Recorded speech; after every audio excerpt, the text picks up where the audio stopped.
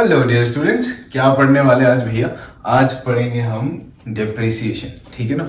Depreciation क्या है, किस तरीके से चार्ज होता है, क्या ज़रूरत है डिप्रिसिएशन को चार्ज करने की, या किन किन वजहों से डिप्रिसिएशन होता है, वो सब चीज़ें हम समझेंगे। और साथ में डिप्रिसिएशन से ही जुड़ी कुछ टर्म्स जो यूज़ होती हैं, जो आपको पूछी जा सकती हैं आपके एग्जाम्स में, 1 मार्कर क्वेश्चंस में, या फिर आपके वाइवा में पूछी जा सकती है, वो सारी चीज़ें हम डिस्कस करेंगे।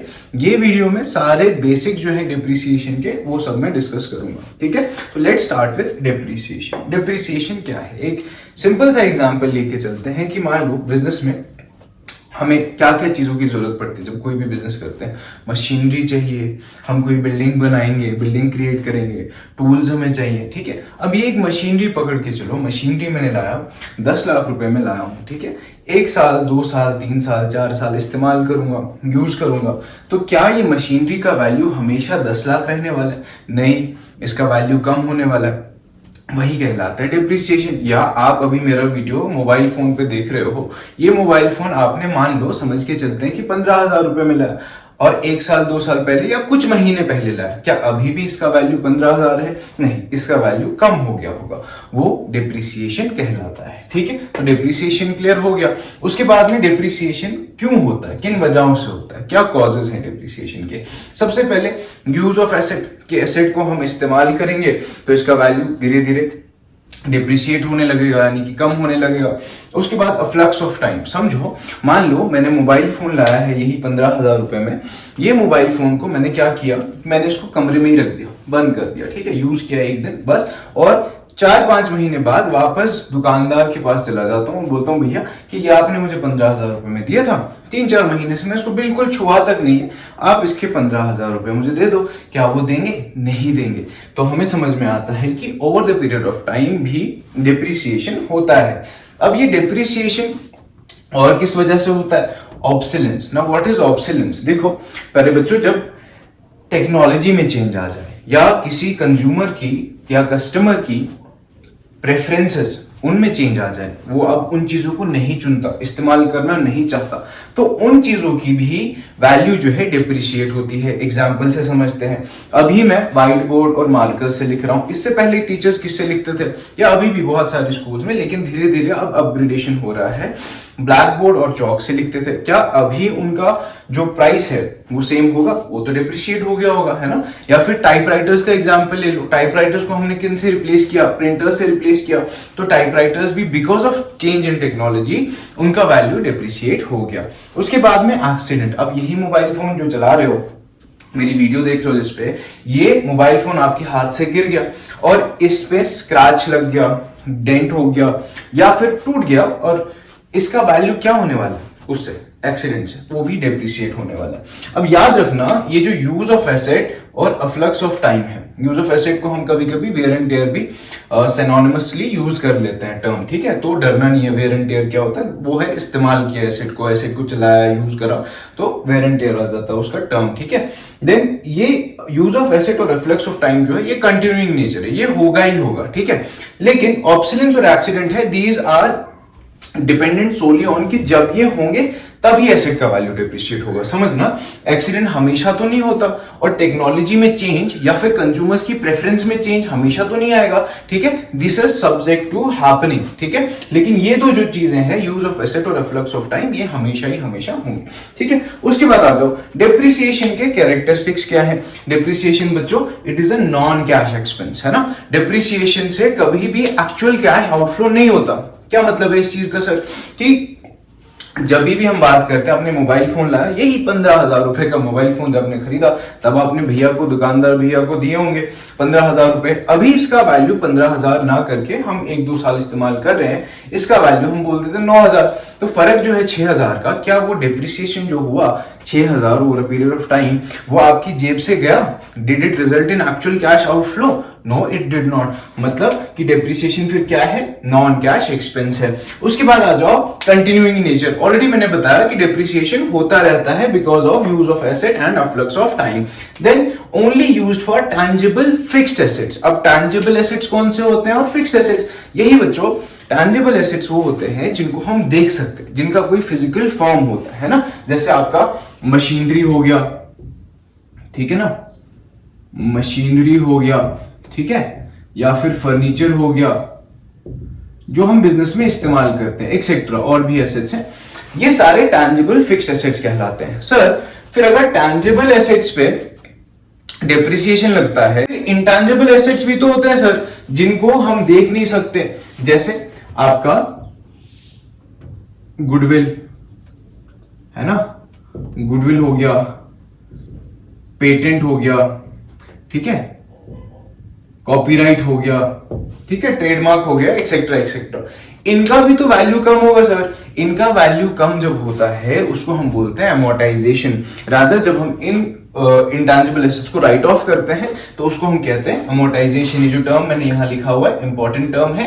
तो टैंजिबल एसेट्स जब उनका वैल्यू कम होगा कहलाएगा डेप्रिसिएशन, वहीं जब इंटैंजिबल एसेट्स का वैल्यू कम होगा या हम उन्हें राइट ऑफ करेंगे कहलाएगा अमोर्टाइजेशन। ठीक है, इंटैंजिबल एसेट्स में हमारे एग्जांपल हो गए goodwill, patent, copyright, etcetera etcetera.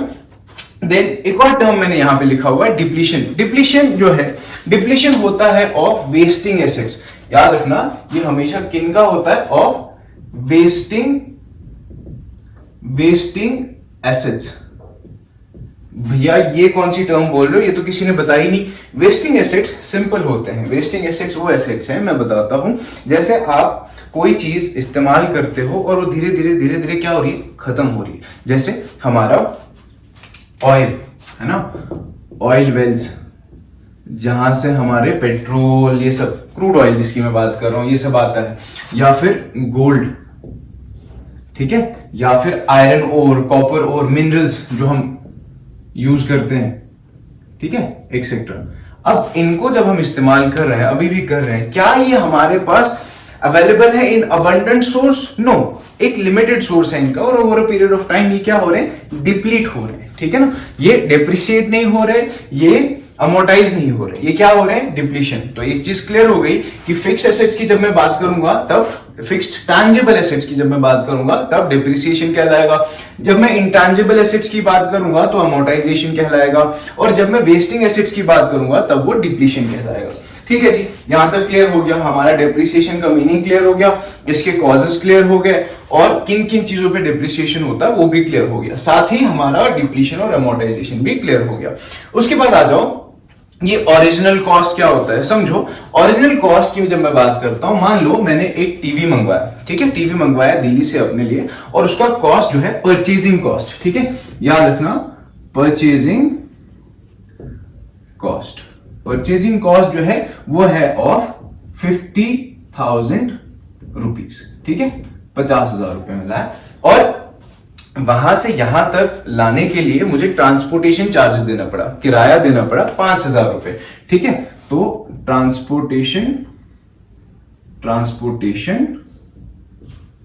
Charges वो देने पड़े 5,000 रुपए, ठीक है जी। तो अब मेरे को जो कॉस्ट ऑफ एसेट है वो क्या है, what is the cost of asset now, it is 55,000।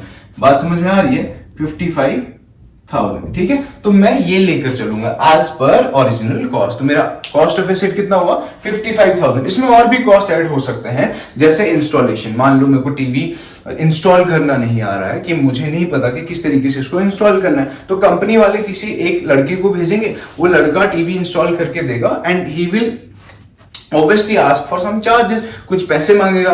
मान लो उसने 5,000 रुपए मांग लिए इंस्टॉलेशन के, ज्यादा हो गए क्या, चलो 1,000 रुपए, ठीक है, तो 1,000 रुपए उसको इंस्टॉलेशन के दे दिए। अब मुझे बताओ कि फिर मेरा टीवी का कॉस्ट कितना हुआ, तो मेरा टीवी का कॉस्ट जब मैं 1,000 रुपए जोड़ दूंगा तो 56,000 हो गया। तो याद रखना, ओरिजिनल कॉस्ट कह लो उसको, जब हम कैलकुलेट करेंगे या डेप्रिसिएशन निकालते टाइम, जब मैं आगे अमाउंट ऑफ डेप्रिसिएशन निकालना सिखाऊंगा, हमेशा याद रखना कि कॉस्ट में हम purchasing cost plus transportation charges plus installation charges या अदर चार्जेस जो होंगे वो कंसिडर करेंगे। यहां एक सवाल आता है बच्चों का कि सर अगर हमने कोई भी ऐसे एसेट परचेज करा और उसके 1 महीने 2 महीने बाद उसमें कुछ चार्जेस लग गए फिक्सचर्स के ठीक करने के, क्या वो भी कॉस्ट में ऐड होंगे? नहीं, वो हम रिपेयर्स में दिखाते हैं, ठीक है ना। वो उसके कॉस्ट में, परचेजिंग कॉस्ट में हमने ऐड नहीं करना है, वो हम रिपेयर्स में दिखा देंगे, ठीक है। जैसे मशीन हमने लाया, 2 महीने इस्तेमाल करा, 2 महीने के बाद उसमें ग्रीसिंग करना पड़ा, ऑयलिंग करना पड़ा,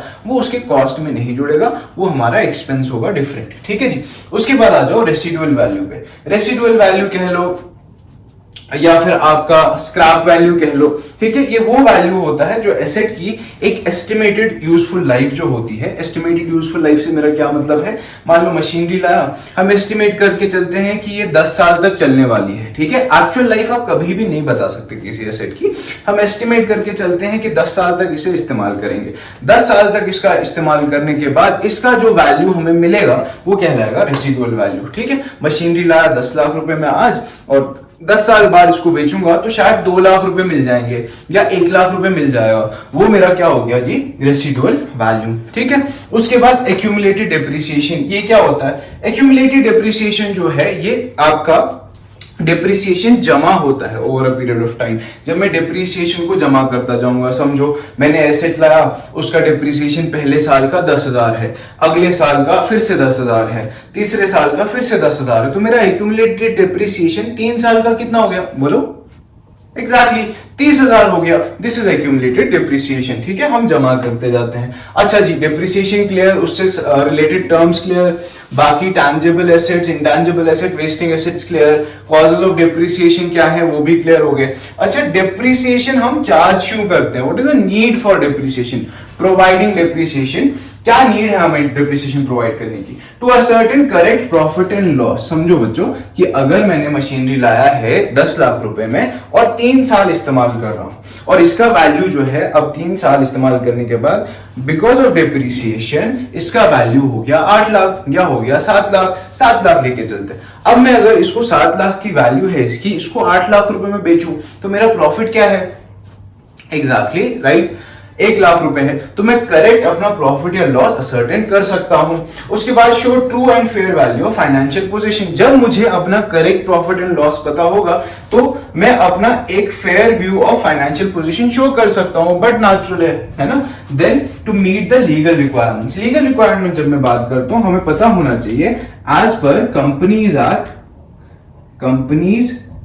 act 2013 schedule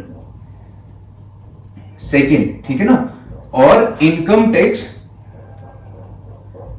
act, we have to provide for depreciation. हमें डेप्रिसिएशन शो करना ही करना होता है, ठीक। To ascertain correct cost of production, ठीक है। Ascertain correct cost of production, देखो जैसे आपके बाकी एक्सपेंसेस होते हैं ना, ट्रांसपोर्टेशन चार्जेस हैं, क्या कहते हैं, बाकी मिसलेनियस एक्सपेंडिचर्स भी ले लो, या फिक्सचर्स हैं, बाकी जितने भी आपके कॉस्ट हैं जो आपके लगते हैं किसी भी चीज को बनाने में, वैसे ही डेप्रिसिएशन भी एक कॉस्ट है। तो हमें इस कॉस्ट को कंसिडर करना पड़ता है while we are manufacturing anything और मेकिंग एनीथिंग, कुछ भी बनाते समय, ताकि हम correct cost of production ascertain कर सकें। उसके बाद to retain profits for replacement. जब हम डेप्रिसिएशन चार्ज करते हैं, डेप्रिसिएशन शो कर रहे हैं एज एन एक्सपेंस, तो हम क्या कर सकते हैं, हम अपने प्रॉफिट्स में से कुछ हिस्सा पैसा निकाल कर रख सकते हैं, ताकि इन फ्यूचर हम वही मशीनरी जो over a period of time depreciate हो रही है, जिसका वैल्यू धीरे धीरे कम हो रहा है, हम वो नई मशीनरी ले आए जो हम प्रॉफिट्स साइडलाइन करके रख रहे हैं, प्रॉफिट्स में से पैसा उठा के रख रहे हैं, जिनको हम रिटेन्ड अर्निंग्स भी कहते हैं, वो रख सकते हैं। किस लिए? ताकि हम उन एसेट्स को फिर आगे रिप्लेस कर सके। ये सब बेसिक्स है आपका डिप्रिसिएशन का। ये सब जितना भी मैंने बोला, स्क्रीनशॉट लेना है तो ले लो, ठीक है। ले लिया स्क्रीनशॉट। अब इसके बाद में क्या करना है, जितना मैंने पढ़ाया वो सब एक बारी खुद से पढ़ो, और उसमें अगर कोई डाउट आता है या कोई भी अलग डाउट है बेसिक्स से रिलेटेड, वो मुझे कमेंट सेक्शन में पूछो या फिर मुझे मेल कर दो, ठीक है। तब तक पढ़ते रहो और टॉपिक्स को आसान बनाते रहो।